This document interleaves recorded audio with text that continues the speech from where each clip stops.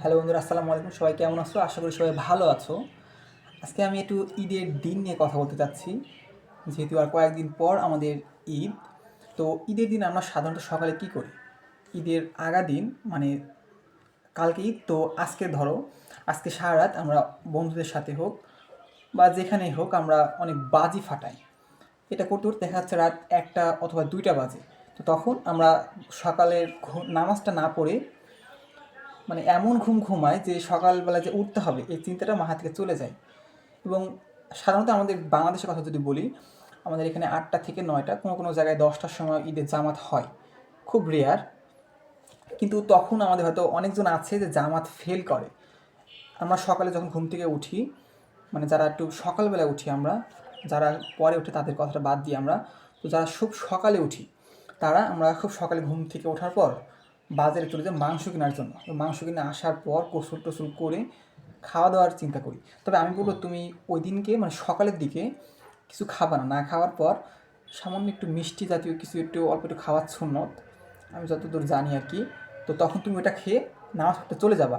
এবার নামাজ পড়া যখন শেষ হবে, তুমি নামাজ পড়ে আসার পরে বাসায় যখন গরম গরম খিচুড়ি হোক, ভাত হোক, পোলাও, মাংস, যেটাই থাক না কেন, তুমি দেখবা যে এটা দেখার পর তোমার মনের মধ্যে আলাদা একটা আনন্দ কাজ করবে। কিন্তু তুমি যদি সকালবেলায় খেয়ে অর্থাৎ ভরপুর খেয়ে যদি তুমি চলে যাও, তুমি দেখবা যে বাসায় তোমার আসতে ঠিক মন চাবে না, যে আমি তো খাওয়া দাওয়া করেই আসছি, আবার বাসায় গেলে আবার সবাই খাওয়া দাওয়ার কথা বলবে। ঈদের দিন সচরাচর মানুষকে দাওয়াত দেয়, দেখা যাচ্ছে কোনো বন্ধুর বাসায় কিংবা তোমার ছোটো চাচা চাচি, বড় চাচা থাকতে পারে ইত্যাদি।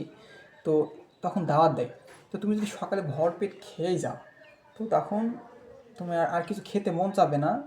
ইভেন ঈদ একটু মাটি মাটি লাগবে। আর তখন দুপুরের কথা যদি বলি, দুপুরের দিকে আমরা সাধারণত সবাই ঘুমাই। ঈদের দিন নামাজ পড়ি দুপুরে। যদি শুক্রবার হয় তো ওই দিনকে জুম্মার দিন না, মানে মসজিদে লোক খুবই কম হয় আমার দেখা। আমি খুব কয়েকটা দেখছি যে ঈদের মানে জুম্মার দিন অর্থাৎ শুক্রবারে যদি ঈদ হয়, আমরা সবাই সকালে ঈদের নামাজ পড়ি। নামাজ পড়ে আসার পর খাওয়া দাওয়ার পর হয় কেউ যদি বন্ধুদের থাকে তখন গাড়ি নিয়ে বের হই কিংবা ঘুমায়। তো এটা আমার কাছে খুব বিরক্তিকর লাগে যে ঈদের দিন ঘুমানো বিষয়টা। হ্যাঁ, অনেক কাছে এটা মজা লাগে যে অনেক তো বলে যে অনেক ক্লান্ত ক্লান্ত থাকে, কিন্তু ঈদের দিন ঘুমানো এটা আমার কাছে খুবই বাজে লাগে। এবং বিকেলের দিকে যখন হয়, বিকেলের দিকে আমরা সচরাচর মানে সবাই বলতে পারো যে কোথাও ঘুরতে যাই, সেটা কলেজ হোক কিংবা কোনো পার্কে হোক। এবং ঈদের সময় বিশেষ করে অনেক পার্কে ইভেন্ট চলে, যে তুমি যদি ওইখানে যাও তো ওইখানে ওরা অনেক ইভেন্ট চালু করে। ওই ইভেন্টে তুমি যদি মানে অংশগ্রহণ করো, তো সেই ক্ষেত্রে দেখা যাচ্ছে ওরা তোমাকে কিছু পুরস্কার দিবে। তো এটা অনেক ভালো একটা বিষয়, তো এতে ওদের লাভ আছে, এটা আমরা সবাই বুঝি। ওরা টিকিট নেয়, টিকিটের দাম যদি সচরাচর 20 টাকা থাকে, তো ওই সময় ওরা ডবল করে দেয়, 50 টাকা করে দেয়, 60 টাকা করে দেয়।